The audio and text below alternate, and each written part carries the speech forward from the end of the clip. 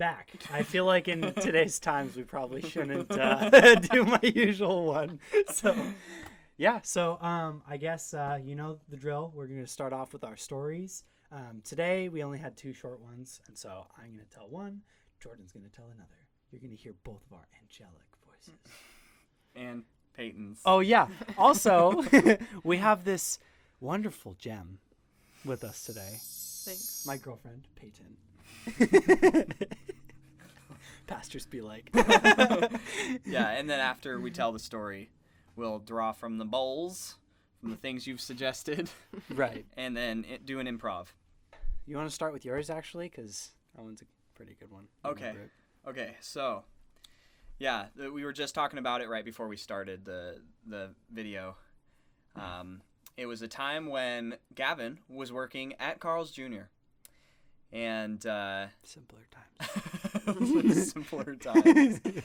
And I decided that I was gonna go bug him somehow. Was Luke with me? I feel like Luke was with me. You say he was with you. I don't remember him being with you, but let's just for the sake of story, let's say Luke was with you. Well, he didn't do much. He was just kind of there, like, worried. That's what I that's what I remember.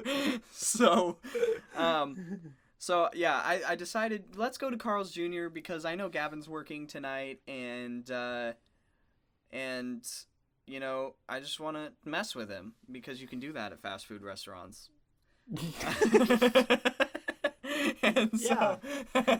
And so like we get to the drive-thru, and I decide, okay, I'm gonna go. There's no one here. There's no one at this Carl's Jr. So I'm going to pull up and go into the drive-thru in reverse. Like not the wrong way in the drive-thru, but the right way, but with the rear of my car first. And so I order my stuff from the speaker. You guys didn't have cameras on the speaker, did you? Not on the speaker. It's only on the actual like tunnel that goes up to the window. The window, yeah. But one thing that like I never told him was because like I didn't connect them until recently. But like when he was backing up, so the sensor like there's a sensor on the speaker or on the drive-through speaker, so that when a car pulls up, we hear static in our little headphones. Yeah, because it turns on. So that's how we know that somebody's there. Yeah. Well, it doesn't usually prepare for a straight exhaust to be coming right up to the wind to the microphone. And so it goes on, it's just... We're just like, what the? I didn't know that. Okay. Yeah. So I order my stuff, and then we drive up to the window, and the cashier kind of like looks, kind of like just... Because he's seeing the passenger, and it's Luke.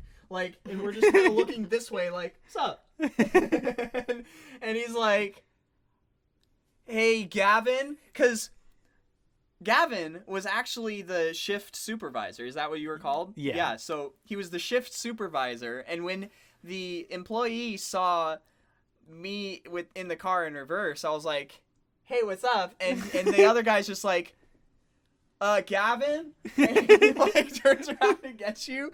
And then I remember just you coming out, like, hey, dude. Like, just, like, oh, gosh. Like, mildly ashamed. and Luke's just, like, because, like, when we originally, like, backed up into... I know Luke was there, because I just remember him going, oh, God, Jordan, please don't. Like, oh, my gosh. And I'm, like, sitting here going, Luke, you're the one, usually... that does the weird, like, you know, breaking the rules type of stuff. Back then, he was more like, just like let's do something just for the rise, right? Like, just for the reaction type of thing. And I was like, you made me this way, Luke. And so he was just like, oh my gosh, like, why am I here? And then you saw me, The interesting twist to this story is that this Carl's Jr. is on the corner of a block, a four-way or three-way at the time, three-way stop light. And guess who is coming out around that corner and turning right into the street that connects to the drive-thru for Carl's Jr.? a police officer. So, like, I see the police officer coming down that road. Like, I'm parallel with him, right? So, like, he's driving, and I'm like, oh, crap. Like, and I get out of there. Handed them the money already. So I'm, like, trying to get out of the parking lot. And I'm backing up still. And I drive up the curb and, like, onto the rock that's on the drive-thru. And then I, like, pull forward again. Because you're trying to make that, like, little 90-degree turn. Yeah. And I'm, like, doing that in reverse. And the cop is coming up in the drive-thru, like, right up, like, he sees me. We're facing each other in the drive-thru. And I'm just, like, like, awkwardly going over this rock, like, going out. And the cop is just like... Yeah, because we could just see in the cameras just a cop car just like... And, like, just stops. He just stops there for, like, a good 25 seconds watching Jordan struggle. It's just like... And then once Jordan finally backs out, starts driving forward, the cop just proceeds to drive back into the drive-thru. Yeah, because, like, I felt really bad. So after I got myself out of the drive-thru, I went and parked in the parking lot. And Gavin came out, and he is like, because I had gotten my order already, and Gavin comes out thinking that I'm waiting for something else, and he's like, "Did you get everything?" And I'm like, "Yeah, I was just wondering if the cop, like, was gonna say something, you know, if I have to wait here." Because he didn't, like, turn on his lights or anything. I could have just left. Right, and so I, like, parked. And Gavin's like, no, he was just ordering food. Like, he was literally just there to get lunch. He was not, he was as confused as we were. Because maybe the cop thought, like, I had went in the wrong direction accidentally. Oh, like, right. that it wasn't an intentional thing, which it definitely was. That or he did think that was intentional. He's just like... I don't want to I don't want to deal with drugs right now. It's like, I just want food.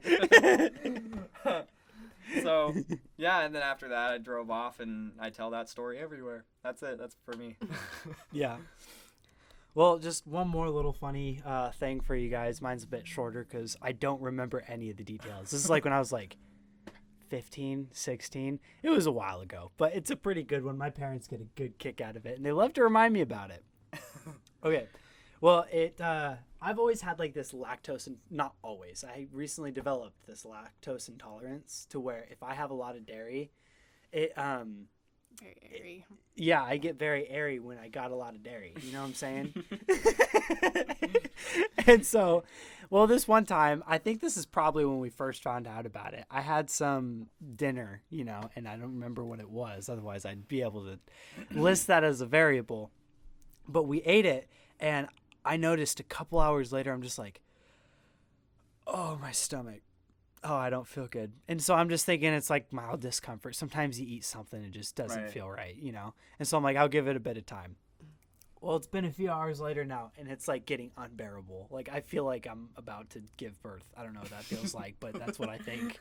and so I'm like, Mom, can we go to the hospital? Like, I feel awful. And my mom's like, did you try taking any medicine? Like, hopefully that helps. I'm like, yeah, I tried. Like, it's not working. Like, you got to take me to the hospital.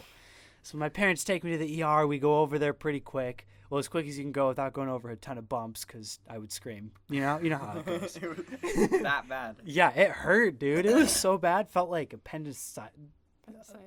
Your appendix is dead. That's what it felt like. And so she's got it, but I don't know. But yeah, so. I have appendicitis? No, you understood what I was trying to say. Yeah. All right, so we finally get there. And I'm sitting there for like an hour in just intense pain. Finally, the doctor's like, hey, Gavin, come on. Like, let's go figure this out.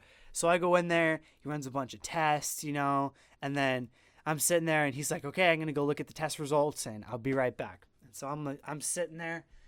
And then finally I just kind of like relax a little bit against the wall and just, I kid you not, that like gastrus release went on for like a good 15 seconds. It was so bad. And then I just look at my mom, I'm like, I feel better. Were there any poor people sitting near you? Well, I was in the waiting office. I was in the actual room at that point. At first good. I thought like what you meant was like unfortunate people sitting next, but I was just thinking like poor people. You're like, where are we right now? Is there any low-income people sitting next to you at the time? No. Unfortunate circumstances for them. Unfortunate souls that had to witness that. Yeah, Exactly. and everyone's just like, bruh. I know. So my mom is obviously trying to keep it cool because like I was in a lot of pain, but I literally just healed myself by farting. Sorry, Grammy. I farted. You couldn't think of another word. I couldn't think of another word. Tooted! That's the word! Just one long toot. Yeah. Oh my gosh. So yeah, that was a good one. That's a tribute to my mom and dad for reminding me of that one all the time. Good enough story to put on the internet. Well, cool. I guess with that, we should move on to the buckets. It looks like here we have the P. The P. Here we got the C. Oh, person would be Yeah, P. so this would be One of person, those. C would be character, and S would be Oh situation. no, I dropped one. So Wait. like if this is any of you guys' first times, like so small. we pick one of each. They were all recommended by people like following Jordan on Instagram. And Facebook. Oh, and Facebook, yeah. And so we pick one each. Did you get a character? I haven't. And I then like we this one. have to imitate that character and, take on their persona or whatever. And we match it to a situation where we only pick one of those, obviously. Yeah. So And then, yeah, is that a situation? this is a situation bowl. And then, Okay, I got one of those. What's that one again? I'm sorry, this isn't C, this is L. Oh, location. Got it. L for location. Yeah.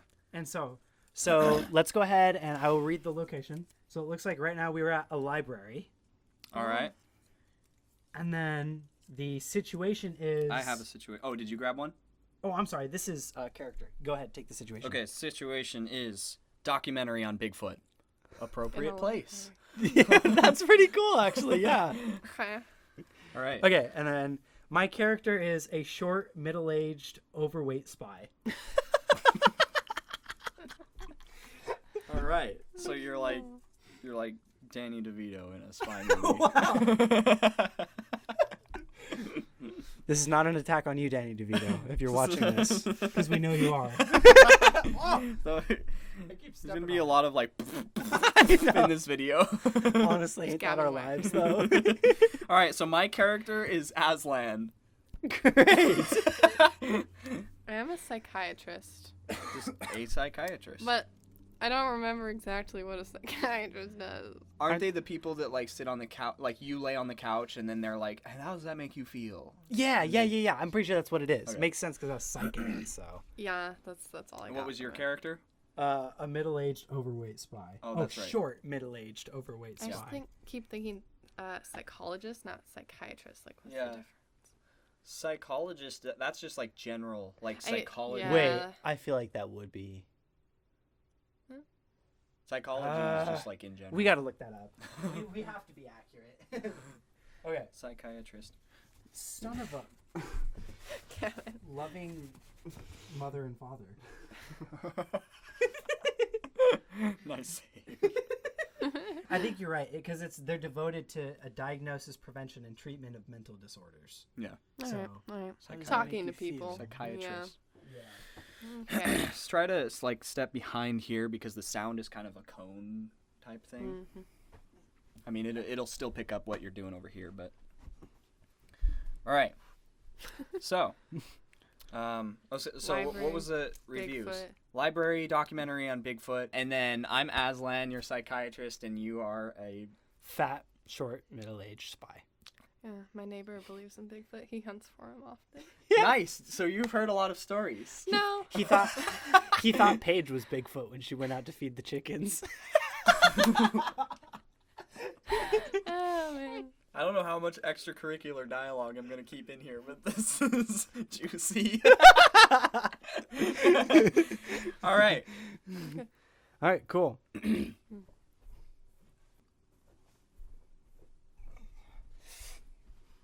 So did you guys find anything? I haven't seen anything. You know, I went on a hunt last week. I found this huge print in my creek. How I found it in the creek, I don't know, but it was there. Were you able to catch any of it on film? No, it was very dark. Okay. I saw a little bit through my night vision goggles. Found it to just be a deer, though.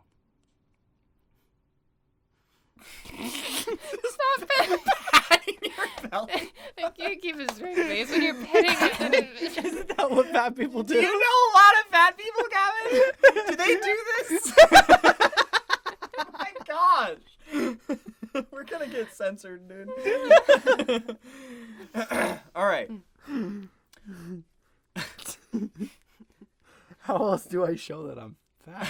Don't pet it. Just hold it there. Don't touch it. okay. Like, hold it there? Yes.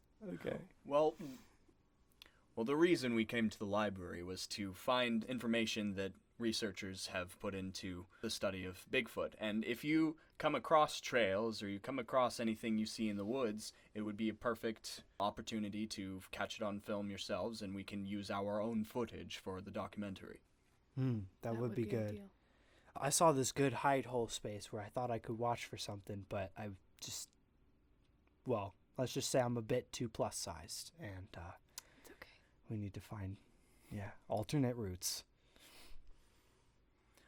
What do we know already about Bigfoot?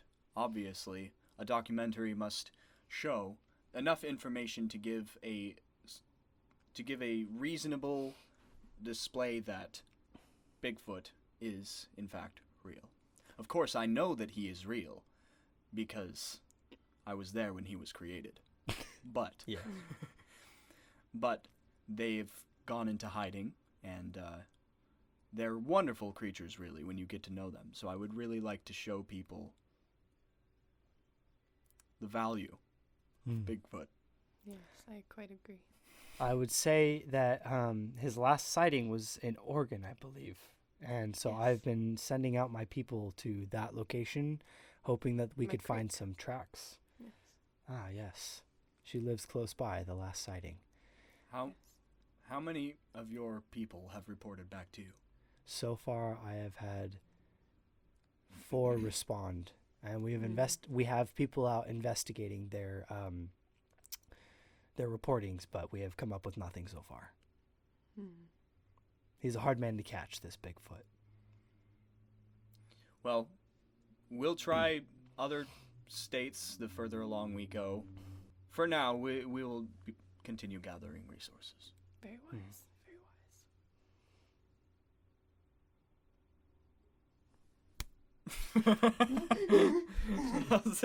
Oh my gosh. Okay, so a short, middle-aged, overweight spy was recommended by Renata. And, we gotta I'll keep them. torch it, so we'll do that one later. A library was recommended by Hannah Littre. Aslan was recommended by the one and only Christopher Capp. Embellished on that one. The documentary on Bigfoot was recommended by Samuel of the Peck Heritage. It's always Sam Peck has had a thing in every In one of each these one, so far. so yeah. That is not intentional. You know, it'll keep him watching. And then a psychiatrist was recommended by Nathan Hines. Heinel. Okay. Yeah. Random dude in Longview, Washington. Don't worry about him. Dang random dudes Yeah. with their recommendations. Nathan Heinel. Well, All right. cool. I guess we'll cut to our traditional ending. Burn. I can stop all this Let other it all stuff. burn. Murder.